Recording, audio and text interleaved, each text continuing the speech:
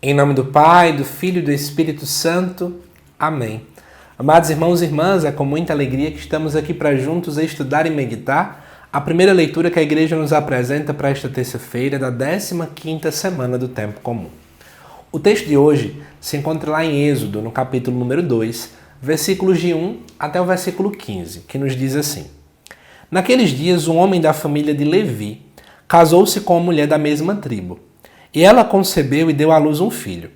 Ao ver que era um belo menino, manteve-o escondido durante 3 meses.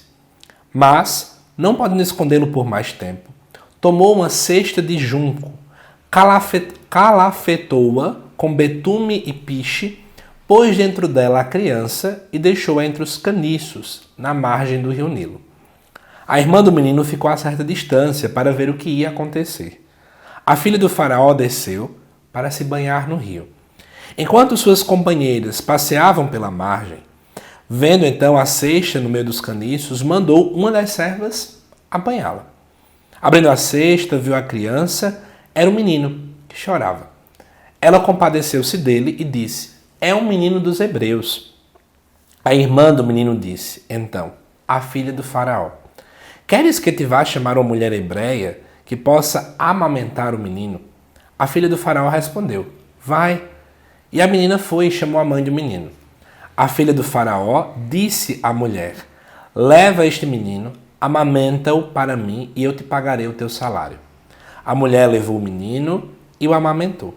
Quando já estava crescido, ela levou a filha do faraó, que o adotou como filho, e lhe deu o nome de Moisés, porque disse ela: Eu o tirei das águas.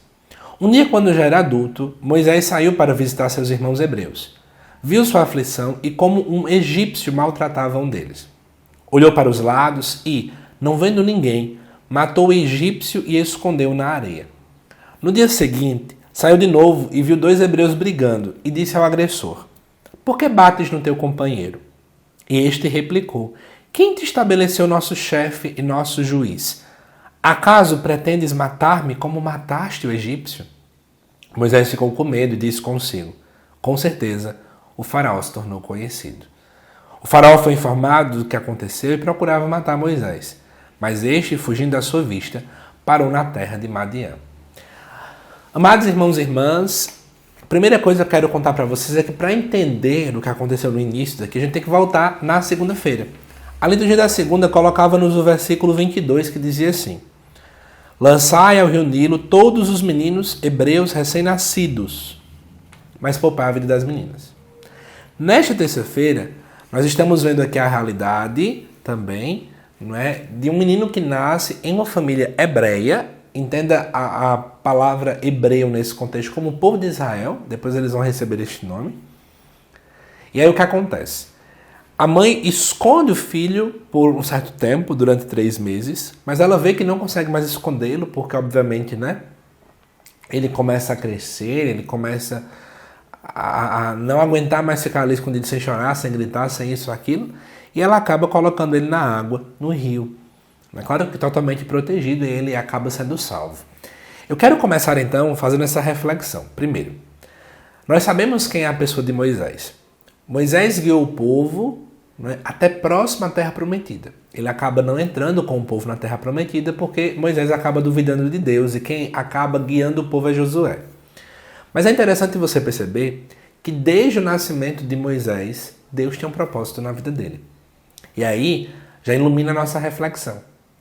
Deus já tem um propósito antes mesmo de qualquer realidade da nossa vida. Às vezes a gente acha que, sei lá, Deus só vai ter um propósito quando eu for totalmente preparado, quando eu tiver todo um conhecimento específico. Mas Deus já prepara tudo e já sabe tudo muito antes de a gente imaginar. Segunda coisa interessante. Veja que se a gente fosse ler esse texto sem saber o que tinha acontecido depois, a gente ia ficar tenso. Será que esse menino vai afundar? Será que não vão encontrar ele e vão matá-lo? E aí Deus mostra que está no controle.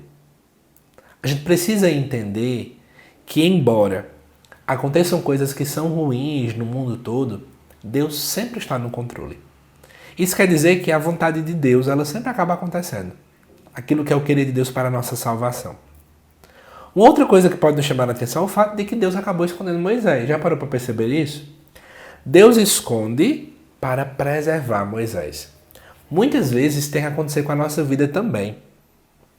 Muitas e muitas vezes nós vamos precisar estar escondidos, calados, esperando o tempo certo.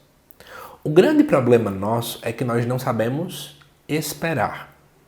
Especialmente esperar em Deus. Eu vou dar um grande exemplo para você. Em relação à questão de namoro. Quantos de nós queremos pular etapas?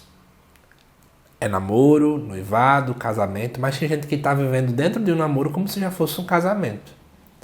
Tem pessoas que estão na fase ainda de se conhecer, de trocar mensagem, de se encontrar para tomar um café, mas já se tratam como se fossem casados.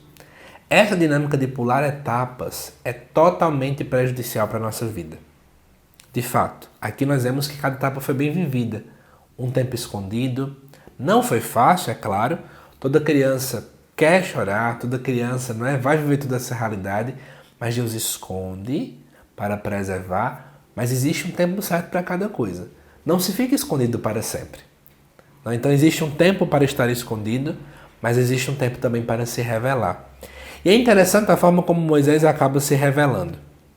Moisés, nesse momento, ele acaba vendo um egípcio maltratando alguém que é do seu próprio sangue. E Moisés sente empatia. Moisés vai então lá e mata aquele homem. E entenda, o foco do texto não é mostrar o fato de que Moisés matou alguém e, portanto, legitimar a morte de alguém. Nós não podemos pegar esse texto e dizer assim, já que Moisés matou, vamos matar todo mundo agora. Não. Mas o grande objetivo é mostrar o seguinte. Primeiro, justificar o porquê que o faraó fica contra Moisés. E a gente entende agora dentro desse contexto. Segundo lugar, o texto também deseja trazer evidências, de que Moisés, embora sendo criado dentro do mundo egípcio, ele ainda era fiel às suas raízes. Em terceiro lugar, e aí é muito importante, é ver essa empatia. Alguém que sente compaixão, que não aguenta ver o outro sofrendo, sendo humilhado, sendo escanteado, sendo oprimido. A gente pode agora fazer uma grande relação com Jesus. Jesus também não aguentou ver o sofrimento do povo. O Pai acaba enviando seu Filho único para nos salvar, justamente porque ele vê o nosso sofrimento e ele não fica apático diante disso. E nós podemos trazer para a nossa realidade quantas e quantas vezes nós nos tornamos homens e mulheres apáticos ao sofrimento do outro. A gente não se importa como é que o outro está, se o outro come, se o outro não come, se o outro vive no meio da rua, se a família do outro não está muito bem. A gente às vezes parece que coloca um fone de ouvido, para não escutar o que está acontecendo ao nosso redor. Moisés não fez isso. Nós também somos convidados a se compadecer do sofrimento alheio, tá bom? Que Deus te abençoe, amado irmão e irmã. Eu te aguardo daqui a pouco às 7 horas da noite para o estudo do Evangelho, também desta terça-feira. Até já!